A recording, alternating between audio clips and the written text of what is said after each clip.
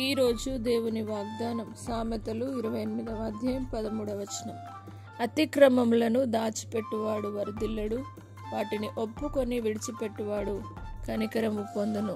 నా ప్రియ సహోదరి సహోదరులారా, దేవుడి రోజు మీతో వాగ్దానం చేస్తూ ఉన్నాడు. అతిక్రమములను దాచిపెట్టుకొనకుండా వాటిని ఒప్పుకొని విడిచిపెట్టే వారిగా మనం జీవించాలి.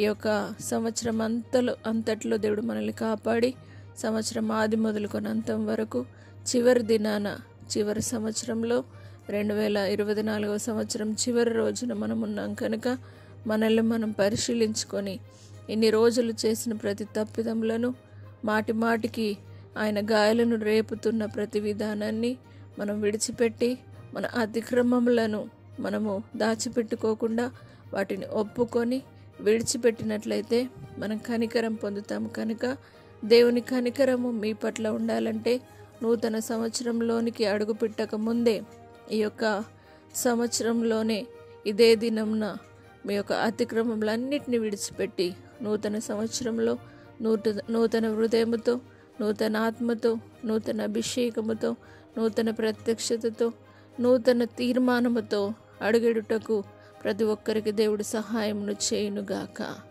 ప్రార్థన. పరిశుద్ధుడా, నమ్మదగిన దేవా, నీ కృతజ్ఞతాస్తుతులు నాయన.